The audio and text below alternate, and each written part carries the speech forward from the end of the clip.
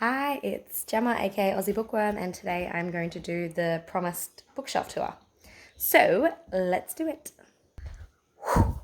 So this is my bookshelf, and before I start the actual tour, I feel like I need to give you a little bit of history. So I'm just step back a bit, try not to step on my dog, who is panting. We just got back from our walk. Anyway, here is said bookshelf. So it was my aunt and uncle's, and as a kid, this is literally what was in their living room the entire my childhood. And then about 10 years ago, I think my auntie was telling my mum on the phone, or maybe we were up visiting. Somehow I learned that they no longer wanted this because they wanted to get something, a modern TV. And yeah, I was like, I want it. I obviously want it. It was back when I was like booktubing, book blogging, working with publishers, and I needed a space for my books. So it sat for 8 years at my parents' house, and then almost 2 years ago, before I moved to this place here, because now before I had always lived either overseas or out west, and I just didn't have the space for my books. They're all at my parents' place. And then when I moved here, we renovated it, and I will show you how we renovated it or flipped it or whatever you want to call it. And then, yeah, I did a huge cull. So I would say I got rid of at least maybe 70% of my books, because I used to just go to like I said, I worked with publishers, so they would send me so many books. I still, to this day, I haven't been working with publishers or actively blogging, God, since 2016. And I haven't had any this year, but I had 3 last year, just unsolicited ones that come. And I did let them know, obviously, when I stopped blogging and moved overseas, I said that I wasn't doing it anymore, but every now and then I still get them, which is cool. Yeah, so I also used to do the big book fairs. I could get a wheelbarrow for $10. I just had so many books. So I donated most of them. I sold some. And then, yeah, so what I was left with was the absolute cream of the crop, the ones that I couldn't bear to part with. I did get rid of a box that I didn't mean to. It had my I Am Number 4 books, so I still have the spin-offs or the prequels, sequels, whatever, but not my I Am Number 4 books, which makes me sad because I love those books. But yeah, first I'm going to show you how we renovated it, and then I will give you the actual tour. Okay, so it was all brown. See this brown here and this brown? It was all that color. So we sanded it back and painted it white because most of my furniture has the two-tone brown and white theme, timber and white. And then also, so because it was I don't know if you can see the square there. It had a square TV, and then this shelf here, you can see this line just there. That shelf was down there so that it fit a big square TV, lol, for back then, and then the VCR player underneath. So yeah, I thought I might start with this cupboard here. So this is the glassed section. Down the bottom is all of my ancient history books. So I was obsessed with ancient Egypt predominantly in high school. So all the Wilbur Smith books I loved. And then there's just some other books a friend got me from the op shop. Information books, which I read most of them, or at least part of them. This is really cool, oh, that door squeak. Pop-up book, The Odyssey, Herodotus, that kind of thing. I've read parts of them. This one here is, door, shut up. Favorite Greek myths. Okay, so the story behind this is I actually stole it, and it's the only thing I've ever stolen. But you can see the library card there.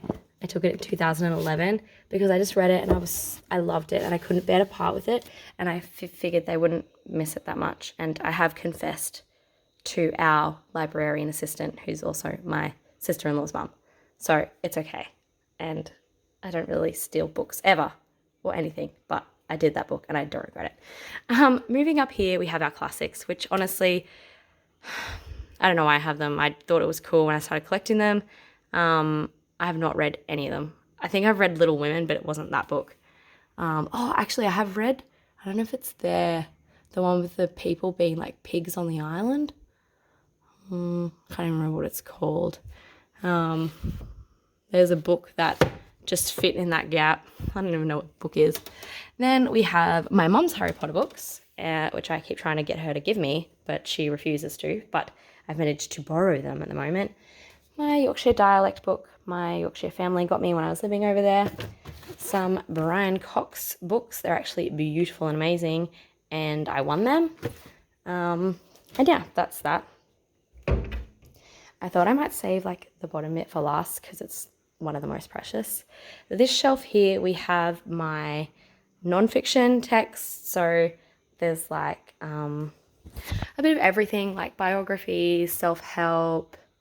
I would say like maybe a third of these I bought, a third I was like sent from publishers. Like I worked with Hay House back in my heyday, so I have a lot of theirs, and then the other third are op shop books.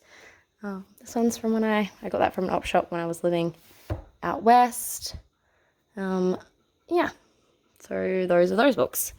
Then we move up to my contemporary fiction. So I would say most of these I'm just looking at are op shop books. We've got some that I was sent by publishers. I love Sarah Dessen. She just writes like beautiful, like on the cusp of young adult, but just like not romance. I don't really know how to describe it, but like growing up, self-discovery, beautiful. Oh, here's another book I lost. Fangirls Carry On. So I've got the sequel. This is one I was sent last year by publishers. Yeah, so we've got these three I never read. I watched the movies and then I bought them and never read them. Sisterhood of the Traveling Pants. I love that series. This is a book I bought my best friend when we were like in year 9 and she never read it. This is one of like, I always say this is my favorite standalone novel. It's beautiful. It's called The Valley of Secrets by Charmian, yeah, Hussey. And I read that with my students last year. They loved it. Pavana, which I've also read with my students. They're both kind of like not quite young adult, like junior fiction in between. Great stories. Tomorrow on the Wall Began, which is one of my favorite series. I've had that forever. I'm actually reading the third one. I'm literally nearly finished, and I have the fourth one. That's why they're not there at the moment. I got them back recently from one of my best friends who borrowed them when we were in high school. Still in mint condition. Go Shah. And then some of my other favorite books. So like I met this lady, Karen Stockwell. She is an author I met while I was booktubing, like a independent, and she sent me her books and I love them. They're there. Deep End of the Ocean. Love that book. So like these ones here are very well read, apart from the PSI To All the Boys I Loved Before. I haven't read that because it was gifted. Everything else I've read and love. Like this one here I got in year 6. This one here a boy like wrote beautiful like poems and notes in and sent it to me for Valentine's Day. If there's anything there that's not been read, it's because it was gifted to me by a publisher, which I still haven't read. Okay, then we move up to probably my favorite shelf. Well, the top 2 shelves are fantasy sci-fi. This one here is just pretty much a shrine to Cass Clare, as you can see. And yes, I know that I have these two and they don't match like the size of all the other ones, but it's because I got these before any of these other books came out. So like back before it was big. My cousin got me hooked. Anyway, then we've got like a bunch of Sarah Dessen. All of those ones actually my friend lent me. More Sarah Dessen. I read A Court of Thorns and Roses series last year. Oh, The Goddess Test. Love that series. Rick Riordan. Akane and Raelia. I got them from publishers as well back in the day. And then we have our top shelf. So just like a few mixed ones. Some of those I still haven't read. This one is beautiful. Memoirs of an Imaginary Friend. Fire and Fud. That was like big on BookTube for a little while. Spiderwick Chronicles. This is a really cool duology. The Rain and the Storm. Actually, I've been thinking about rereading that. I haven't read these yet, but I want to, but I've also had them for a long time. But they were presents. This is one of my favorite stories of all time as well. It's also like a middle grade, like it reads like young adult, but it's not like the sex and the romance. It's kind of more like story and adventure. So, so, so, so good. You could see like I've got my I Am Number 4 spin-offs, but not the actual series, which I did. Another of my favorite series, the Ashes trilogy. Obviously, we have Twilight, which I spent my excursion money on to buy in high school. Hunger Games, all of these books, which I love, love, love, love. And then this is like my collecting Harry Potter books and other random science fiction books. So that is the majority of my bookshelf. Like I said, these are all my like absolute favorites, and then I will show you what is in the drawer. And now these are my ultimate favorites. So brief pause for sadness for a moment. When I was 11 years old, my house burnt down, and so there was nothing survived essentially, except like my family wasn't there except for my dad, and he survived, which is like the real thing that matters. But I don't have anything from my childhood. Like that book I said I got in year 6. I was 11 in year 6 when the house went down. So I have one thing, but like that's kind of the oldest thing I have. And I was given that at the end of the year.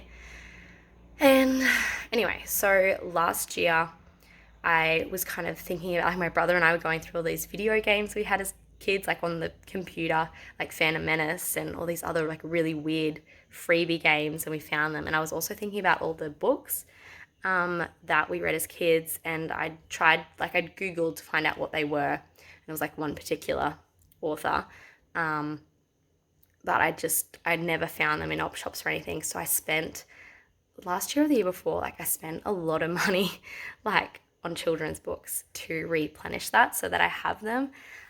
So this cupboard is kind of like pays homage to my childhood. I think they're like mostly 80s, 90s books, but I have 2 older siblings that like are quite a bit older than me. So it was their stuff that like kind of got passed down to us. So yeah, it's really, really precious for me. And I took it to school and like read them to my students, and they didn't get it, but I still loved it. So I'm keeping them for it, if I have to show my nieces and nephews, or if I have kids, or just for myself also. All right, let's see. I feel like I should play some theme music as I open these doors. Okay, so this is the one that I was thinking about the most. Maybe I'll like do another video of this. It's called The Three Little Diggers, and it's like it was done with the Bushfire Council of New South Wales, because obviously like Australia gets really bad bushfires, and it's the story of the 3 little pigs, except instead of it being the big bad wolf, it's the big bad fire. And instead of like they build their houses like really shoddily or in places that are going to be really bad for fire. So it's like teaching about safety, fire safety. It's so good. And so the author is the same guy as these ones here, who's behind the door. And like they're just so basic, but I love them. So I literally have like the entire series. Also, I have some Harry McLary. Oh my gosh, and this one here, A Big Fat Pie. I was obsessed with this book as a kid. And it's literally a teaching kids to read book. I found all of these online. It's great. Like more Michael Salmon books.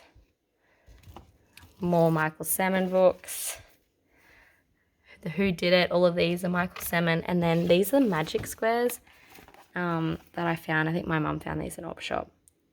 Yeah. I don't know if like any other 90s kids are here thinking these are super cool.